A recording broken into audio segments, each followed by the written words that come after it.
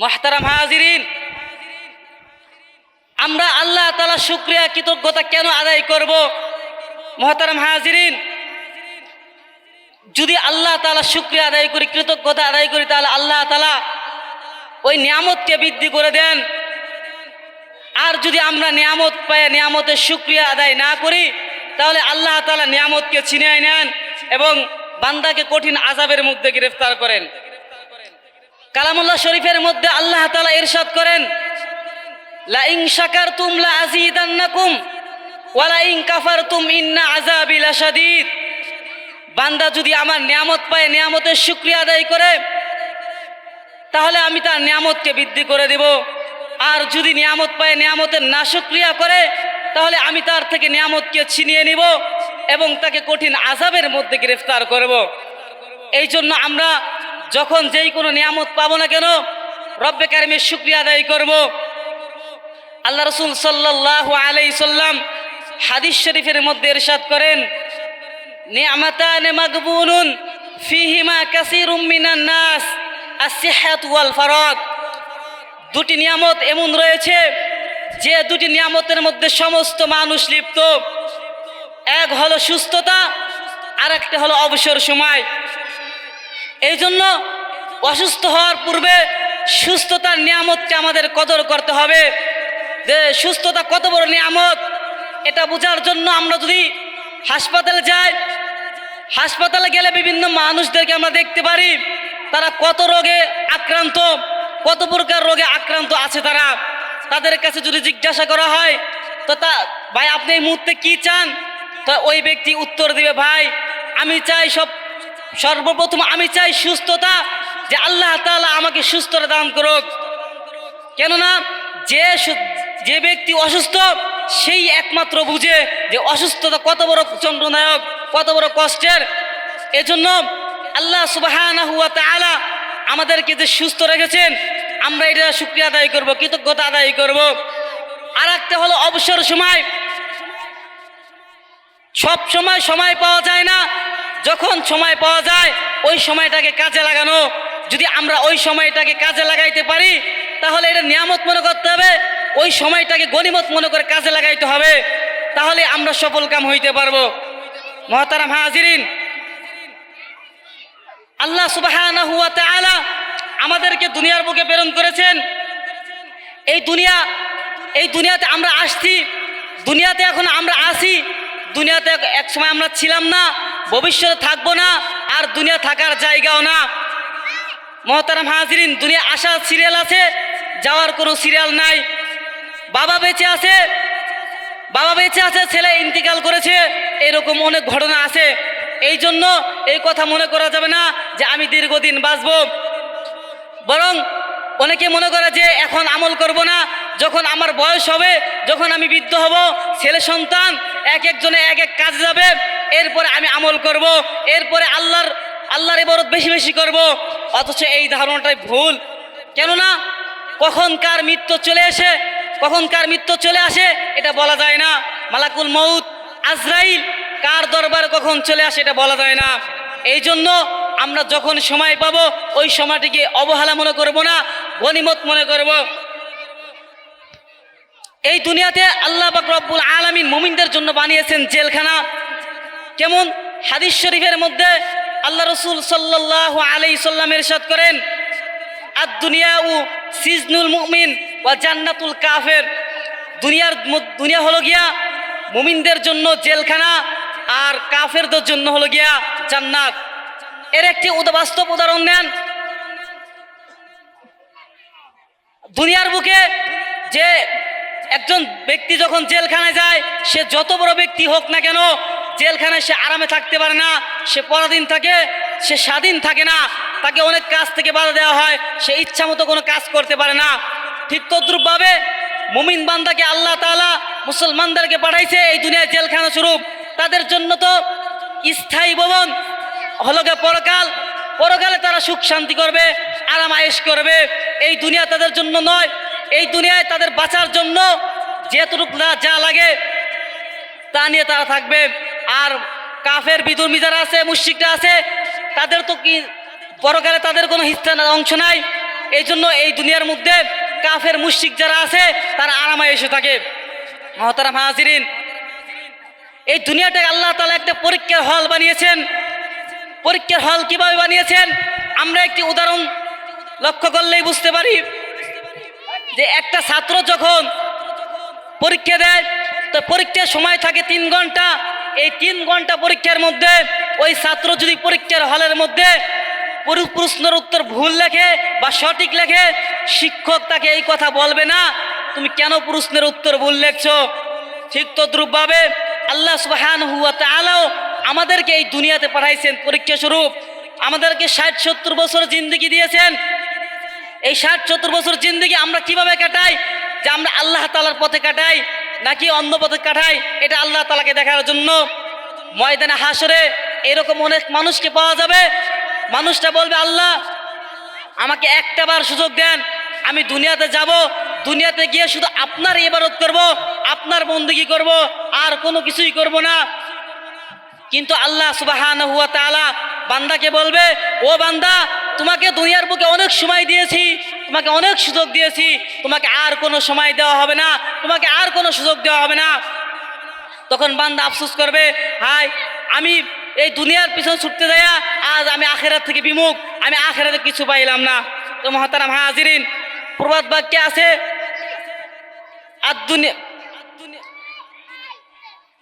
দুনিয়া মাজরাতুল আখিরা, দুনিয়া হলো আখিরাতের ক্ষেত, আখিরাতের শস্য ক্ষেত। অর্থাৎ এর একটি উদাহরণ হলো গিয়া একজন কৃষক যখন ধান বা গম বা পাট এই যখন বীজ বপন করে, এই বীজ বপন করার মাধ্যমে সে সারা বছর এর মাধ্যমে সে চলে, আয় উপার্জন করে। কৃষক যদি নির্দিষ্ট সময়ে চাষাবাদ না করে তাহলে দেখা যায় সারা বছর তার কষ্ট হবে, সারা বছর সে আরামায়েশে থাকতে পারবে না। মুহতারাম হাজিরিন, ঠিক তদ্রূপভাবে বান্দা যদি এই মুমিন বান্দারের জন্য এই দুনিয়া হলো গিয়ে আখিরাতের ক্ষেত। এই দুনিয়ার মধ্যে একজন বান্দা আয় উপার্জন করবে, আমল করবে, এর ফলাফল সে পরকালে ভোগ করবে, পরকালে যে সে আরামায়েশে থাকবে। মুহতারাম হাজিরিন, যদি এই দুনিয়ার মধ্যে সে যদি আমল না করে মৃত্যুবরণ করে, পরকালে সে কি পরিমাণ শাস্তিতে থাকবে এটা আল্লাহ তাআলাই ভালো জানেন। মুহতারাম হাজিরিন, এই জন্য আমাদের উচিত সময় থাকতে সময়কে কদর করা। এই দুনিয়াতে থাকা অবস্থায় আমরা আমল করে ইনশাআল্লাহ যাব। আল্লাহ সুবহানাহু ওয়া তাআলা আমাদেরকে দুনিয়ার বুকে পাঠাইছেন, একটা লক্ষ্য উদ্দেশ্য আছে। দুনিয়ার মধ্যে যে কোনো মানুষ কোনো কাজ করুক না কেন, লক্ষ্য ছাড়া কোনো কাজ সফলতা হইতে পারে না, সফলতা অর্জন হইতে পারে না। লক্ষ্যবিহীন মানুষ কান্ডারবিহীন নৌকার মতো। আপনি যদি জীবনে কিছু করতে চান আপনার লক্ষ্য নিয়ে কাজ করতে হবে। আপনার লক্ষ্য কি? ঠিক তদ্রূপভাবে আল্লাহ সুবহানাহু ওয়া তাআলা আমাদেরকে দুনিয়ার বুকে পাঠাইছেন, একটা লক্ষ্য আছে। আল্লাহ তাআলা কুরআনুল কারীমে ইরশাদ করেন ওয়ামা খালাকতুল জিন্না ওয়াল ইনসা ইল্লা লিয়াবুদুন, আমি জিন এবং মানব জাতিকে পাঠাইছি একমাত্র আমার ইবাদত করার জন্য। মুহতারাম হাজিরিন, এখন যদি আমরা আল্লাহ সুবহানাহু ওয়া তাআলার ইবাদত বন্দেগী না করি তাহলে আল্লাহ তাআলা কি অবশ্যই রাগ হবেন না খুশি হবেন? আল্লাহ তাআলা অবশ্যই রাগ হবেন। মনে করুন আপনি একজন শ্রমিককে নিয়ে আসেন 800 টাকা দেয়া, সারাদিন সে আপনার কাজ করবে, সারাদিন কাজ করবে। এখন তাকে আপনি বাড়িতে নিয়ে যাওয়ার পরে ওই শ্রমিক যদি কাজ না করে, ঠিক মতো যদি কাজ না করে বসে থাকে, খায় ঘুমায়, আপনি কি ওই ব্যক্তিকে ঠিক মতো দিন শেষে আপনি কি তাকে বেতন দিবেন? আপনি অবশ্যই তাকে বেতন দিবেন না।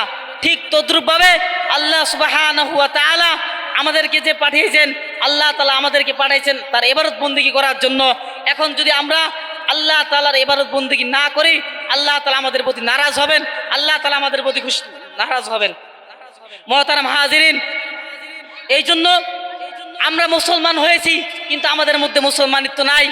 আমরা ইমানদার কিন্তু আমাদের মধ্যে পরিপূর্ণ ইমানদারিত্ব নাই। মুহতারাম হাজিরিন, হযরতে হানজালা রাদিয়াল্লাহু তাআলা আনহু একবার রাস্তা দিয়ে যাইতেছেন, এই কথা বলতে বলতে হানজালা মুনাফিক হয়ে গিয়েছে। প্রতিমধ্যে হযরতে আবু বকর রাদিয়াল্লাহু তাআলা আনহুর সাথে দেখা। আবু বকর রাদিয়াল্লাহু তাআলা আনহু তাকে বললেন, হানজালা তুমি এটা কি বলতেছো? তখন হানজালা রাদিয়াল্লাহু তাআলা আনহু বলতেছে, ভাই যখন আমি আল্লাহ রসুল সাল্লাল্লাহু আলাইহি সাল্লামের দরবারে থাকি তখন আমার এরকম হয় যে আমি জান্নাত জাহান্নাম সচক্ষে দেখিতেছি। আর যখন আমি আল্লাহ রসুল সাল্লাল্লাহু আলাইহি সাল্লামের দরবার থেকে যাই তখন আমার বিবি বাচ্চা দুনিয়ার প্রতি বিমুখ দুনিয়ায় আমি মশগুল হয়ে যাই, আমার এই কোনো কিছু মনে থাকে না। তখন হযরত আবু বকর রাদিয়াল্লাহু তাআলা আনহু বললেন, ভাই হানজালা, আমার তো এই অবস্থা, আমার তো একই অবস্থা। যখন আল্লাহ রসুলের দরবার থাকি তখন এরকম মনে হয়, চলো আমরা দুইজন মিলে আল্লাহ রসুল সাল্লাল্লাহু আলাইহি সাল্লামের দরবারে যাই। হযরত আবু বকর রাদিয়াল্লাহু তাআলা আনহু ও হযরত হানজালা রাদিয়াল্লাহু তাআলা আনহু রাসূল সাল্লাল্লাহু আলাইহি সাল্লামের দরবারে গেলেন, গিয়ে ঘটনা বললেন যে, ইয়া রাসূলুল্লাহ, এই অবস্থা যখন আপনার দরবার থাকি জান্নাত জাহান্নাম কেমন যেন স্বচক্ষে দেখি, আর যখন আপনার দরবার থেকে চলে যায় দুনিয়ার সমস্ত কাজে মুশকিল হয়ে যায়। এর কারণ কি? রাসূল সাল্লাল্লাহু আলাইহি সাল্লাম বললেন, হানজালা, তুমি আমার কাছে যখন থাকো সব সময় যদি তোমার এমন অবস্থা হয় ফেরেশতারা এসে তোমাদের সাথে মুসাফা করতো, অর্থাৎ হে হানজালা, তো তোমাদের সাধারণ যারা আছে তাদের এরকম যে আমার কাছে যখন থাকবে তাদের ঈমান বাড়তে থাকবে, আর যখন তারা দুনিয়ার অন্যদিকে চলে যাবে তারা এরকম তাদের হবে, এটাই স্বাভাবিক। মুহতারাম হাজিরিন, আজ আমরা দেখি আমরা আল্লাহ তাআলার বিভিন্ন ধরনের নাফরমানি করি। এই নাফরমানি করার কারণে আজ আমাদের মধ্যে এত আযাব গজব।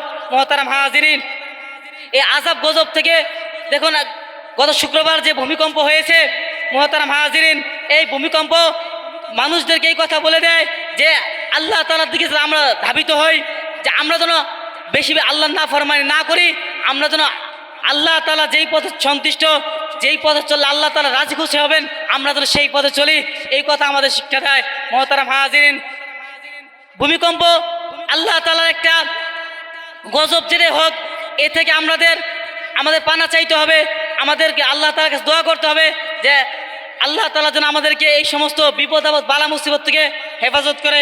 মুহতারাম হাজিরিন, আমরা যত গুনাহ করি, আমাদেরকে এই যে আমরা যেই পরিমাণ অন্যায় অপরাধ করি, আল্লাহ সুবহানাহু ওয়া তাআলা পবিত্র কালামুল্লাহ শরীফের মধ্যে ইরশাদ করেন, যহারাল ফাসাদু ফিল বাররি ওয়াল বাহরি বিমা কাসাবাত আইদিন নাস।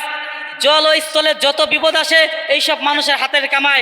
তো মুহতারাম হাজিরিন, আজ আমরা যত বিপদ হোক না কেন আমাদের মনে করতে হবে এটা আমাদের হাতে কামাই। আমরা আজ অন্যায় অপরাধ করতেছি, যার কারণে আল্লাহ তাআলা আমাদেরকে এত আযাব গজব দিয়েছেন।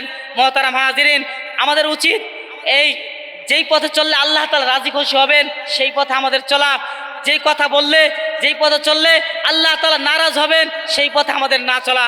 মুহতারাম হাজিরিন, এই জন্য আমাদেরকে আল্লাহ তাআলার দিকে ধাবিত হইতে হবে, তওবার পন্থা অবলম্বন করতে হবে, আল্লাহ তাআলার দরবার তওবা করতে হবে। আল্লাহ পাক রব্বুল আলামিন পবিত্র কালামুল্লাহ শরীফের মধ্যে ইরশাদ করেন, ইয়া আইয়ুহাল্লাযীনা আমানু তুবু ইলাল্লাহি তাওবাতান নাসুহা।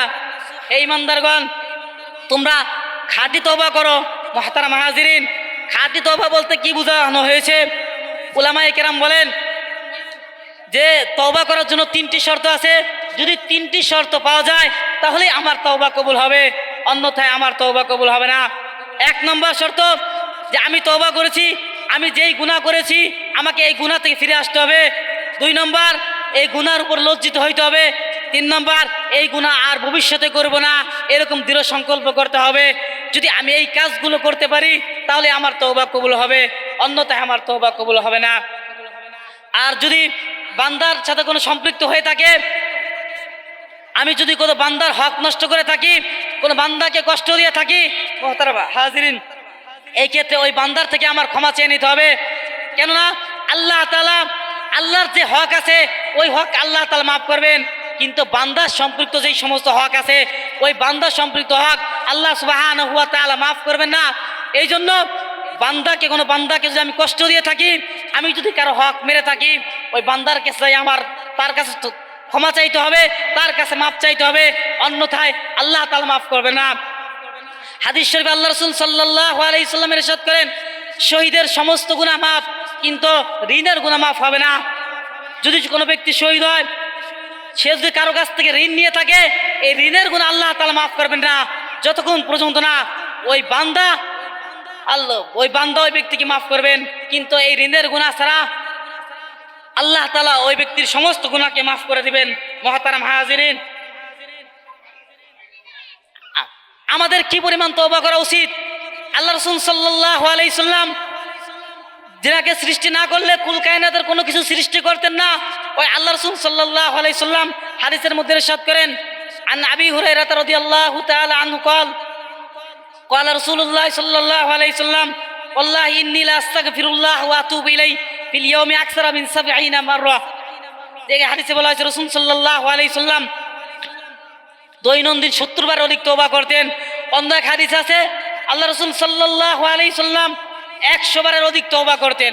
তো মুহতারাম হাজিরিন, যে রসুলকে সৃষ্টি না করলে আসমান জমিন কোনো কিছু সৃষ্টি করতেন না, জান্নাত জাহান্নাম কোনো কিছু সৃষ্টি করতেন না। ওই রসুল যদি এইরকম হয়ে থাকে যে রসুল এত পরিমাণ তওবা করেছেন, এই পরিমাণ ইস্তেগফার করেছেন, রসুল সাল্লাল্লাহু আলাইহি সাল্লাম এত পরিমাণ নামাজ পড়তেন, নামাজ পড়তে পড়তে রসুলের পা মুবারক ফুলে যেত। সাহাবায়ে কেরাম জিজ্ঞাসা করতেন, ইয়া রাসূলুল্লাহ, ইয়া হাবিবাল্লাহ, আপনি এত নামাজ পড়েন, আপনার তো পূর্বপর সমস্ত গুনাহকে মাফ করে দেওয়া হয়েছে। রসুল বলতেন, আমি কি আল্লাহ তাআলার কৃতজ্ঞ বান্দা হব না? আমি কি আল্লাহ তাআলার কৃতজ্ঞতা বান্দা হব না? এই জন্য যে রসুল সাল্লাল্লাহু আলাইহি সাল্লামের পূর্বপর সমস্ত গুনাহ মাফ, ওই রসুল যদি এত পরিমাণ তওবা ইস্তেগফার করে থাকে, তা আমরা কোথায়? আমাদের তো আরো বেশি করা উচিত, আরো বেশি বেশি আল্লাহ তাআলার কাছে তওবা করা উচিত। তো মুহতারাম হাজিরিন, তওবাকারী ব্যক্তিকে আল্লাহ সুবহানাহু ওয়া তাআলা কেমন পছন্দ করেন? এক হাদিসে আল্লাহ রাসূল সাল্লাল্লাহু আলাইহি সাল্লাম ইরশাদ করেন যে যে কোনো ব্যক্তি একটা তার মরুভূমিতে গিয়েছে উট নিয়ে, এবং তার সাথে সফরের জন্য খাবার পানীয় যা যা কিছু প্রয়োজন সব কিছু সঙ্গে নিয়ে সে মরুভূমিতে গিয়েছে। তো মরুভূমিতে যাওয়ার পরে ইতিমধ্যে দেখে তার যে সওয়ারি ছিল, সওয়ারিটা হারিয়ে গিয়েছে।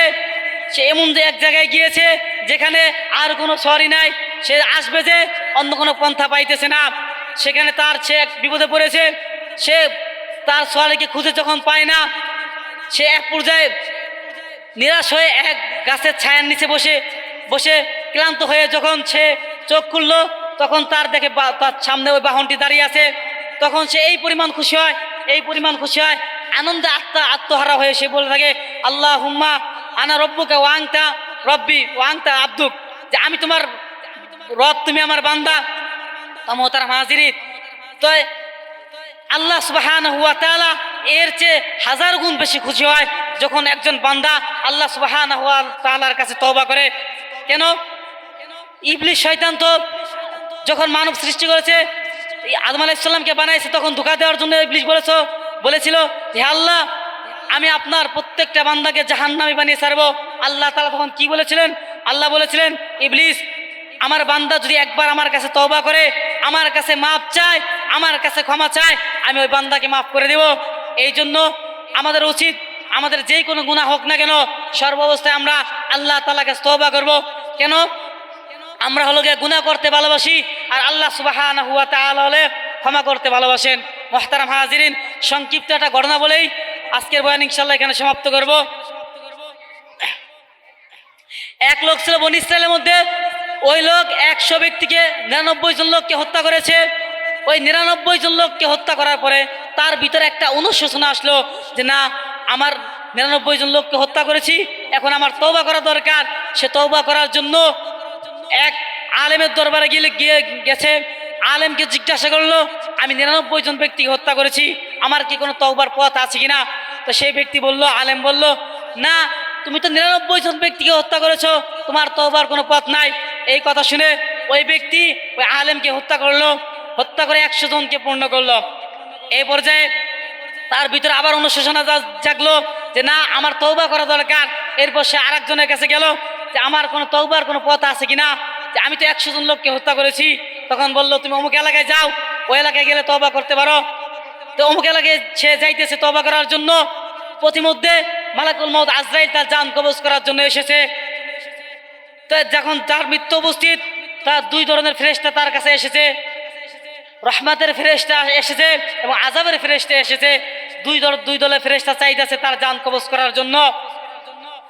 এখন তার এই সমাধানের জন্য আল্লাহ তাআলা তৃতীয় একজন ব্যক্তিকে নিযুক্ত করলেন যে যাও, এই সমাধান দাও কি, যে সে যেদিকে যাইতেছিল তওবা করার জন্য সেদিকের পথ বেশি, না যে আসতেছিল ওই দিকের পথ বেশি। ঘটনাক্রমে সে যেদিকে যাইতেছিল তওবা করার জন্য ওইদিকে রাস্তা কম ছিল আর এদিকে রাস্তা ছিল বেশি। তা আল্লাহ তাআলা বলেন যে যেদিকে রাস্তা কম হবে সেদিকের ফেরেশতারা তারা জান কবজ করবে, কিন্তু যখন তার জান কবজ হবে সে একটা গড় দেয় মালাক আল্লাহ তাআলা কুদরতিভাবে সে ওই অপর দিকে যেদিকে যাইতেছিল সেদিকে তার পথ মানে অগ্রসর হয়ে যায়, বেশি হয়ে যায়। এরপরে মালাকুল মউত আর রহমতের ফেরেশতারা জান কবজ করে। মুহতারাম হাজিরিন, এইভাবে আল্লাহ পাক রব্বুল আলামিন বান্দাদেরকে বিভিন্ন উসিলায় বিভিন্ন মাধ্যমে ক্ষমা করে থাকেন। মুহতারাম হাজিরিন, এই জন্য আমাদের উচিত আমরা যখনই কোনো গুনাহ করে ফেলবো আল্লাহ তাআলার কাছে আমরা তওবা করব। দেখুন, মানুষের কাছে অভ্যাস হলো গিয়া আমরা যখন মানুষের কাছে যাই, মানুষের কাছে কোনো কিছু চাই, একবার দুইবার যদি মানুষকে কোনো কিছু চাই, ভাই আমাকে এই জিনিসটা দেন, তাহলে মানুষ রাগ হয়, মানুষ রাগান্বিত হয়। কিন্তু আল্লাহ তাআলা হলো গফুর, আল্লাহ তাআলা হলো গফুরুর রহিম, তিনি ক্ষমাশীল, তিনি ক্ষমা করতে ভালোবাসেন। আল্লাহ আমরা যদি ক্ষমা না চাই আল্লাহ তাআলা রাগ হন। এই জন্য আমাদের যখনই কোনো গুনাহ করবো, অন্যায় করবো না কেন, আমরা সাথে সাথে আল্লাহ তাআলার কাছে মাপ চাবো, আল্লাহ তাআলার কাছে ক্ষমা চাবো। যদি আমরা এমন করতে পারি তাহলে আমরা সফল কাম হব। আল্লাহ তাআলা আমাদেরকে সকলকে তওবার বেশি বেশি আমল করার তৌফিক দান করুক, আমাদেরকে ঈমানের সাথে মৃত্যু দান করুক, 5 ওয়াক্ত নামাজ জামাতের সাথে আদায় করার তৌফিক দান করুক। আমিন। ওয়া আখিরু দাওয়ানা আলহামদুলিল্লাহি রাব্বিল আলামিন। আলহামদুলিল্লাহ আলহামদুলিল্লাহিল্লাযী জা'আলাশ শামসা ওয়াল কমারা বিহুসবান ওয়ান নাজমা ওয়াশ শাজারা ইয়াসজুদান ওয়া ফাদ্দালা জামানান আলা জামান কামা ফাদ্দালা মাকানান আলা মাকান وإنسانا على إنسان ونشهد أن لا إله إلا الله وحده لا شريك له ونشهد أن سيدنا وسندنا وحبيبنا وحبيب ربنا وطبيبنا وطبيب قلوبنا ومولانا محمدا عبده ورسوله الذي أرسله بالحق بشيرا ونذيرا وداعيا إلى الله بإذنه وسراجا وقمرا منيرا أما بعد فأعوذ بالله من الشيطان الرجيم بسم الله الرحمن الرحيم يا أيها الذين آمنوا توبوا إلى الله توبة نصوحا عن أبي هريرة رضي الله تعالى عنه قال قال رسول الله صلى الله عليه وسلم والله إني لأستغفر الله وأتوب إليه في اليوم أكثر من 70 مرة أو كما قال النبي عليه الصلاة والسلام यहाँ हम सब मुसाफिर है वही आखिर ठिकाना यहाँ हम सब मुसाफिर है वही आखिर ठिकाना कोई आगे रवाना है कोई पीछे रवाना। मुअज्जज मुहतरम सम्मानित हाजिरिन, আল্লাহ পাক রব্বুল আলামিনের দরবারে লাখো কোটি শুকরিয়া যে রব্বে করিম আপনাকে আমাকে দুনিয়ার ব্যস্ততা থেকে ফারেক করে জান্নাতি এক ময়দানে একটা মাহফিলে আসার বসার তৌফিক দান করেছেন। এই জন্য মুসলমান হিসেবে কালিমার আওয়াজকে উঁচু করে সকলে একবার বলি আলহামদুলিল্লাহ।